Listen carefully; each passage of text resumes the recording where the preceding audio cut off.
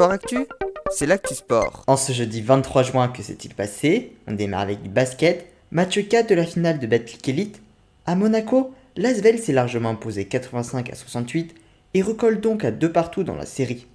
Le vainqueur du 5e match samedi soir déterminera donc le champion de France. La rencontre aura lieu à Villeurbanne, dans la salle de l'Asvel. En basket 3-3 désormais, deuxième journée de Coupe du Monde, les Français se sont imposés face à la Serbie et le Porto Rico et se sont donc qualifiés pour les huitièmes de finale. En cyclisme, début des championnats de France avec le contre-la-montre pour les hommes de distance de 44,3 km et pour les femmes de 25,3 km. Chez les hommes, c'est Bruno Amurail de la Groupama FDJ qui a été titré en devançant le champion de France sortant, Rémi Cavagna. Chez les femmes, Audrey Cordon-Rago de la Trek Segafredo a conservé son titre et décroché son 7ème dans cette discipline. En tennis, les Français poursuivent leur chemin.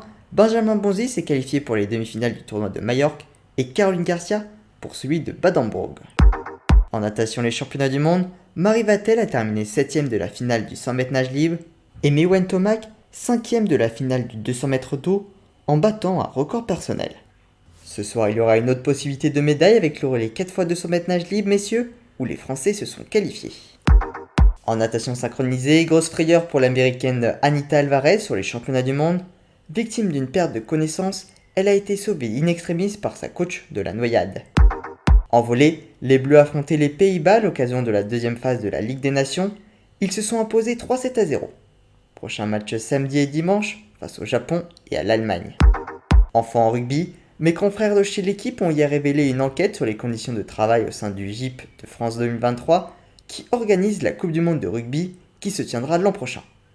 Il s'y cache un profond malaise social et plusieurs employés auraient déjà été victimes de burn-out en raison du management par la terreur. Face à cela, la ministre des Sports Amélie Oudéa-Castéra a saisi l'inspection du travail et le comité d'éthique du GIP. Je vous tiendrai bien évidemment au courant de la suite des faits. Voilà pour les actualités du jour, à demain dans Sport Actif.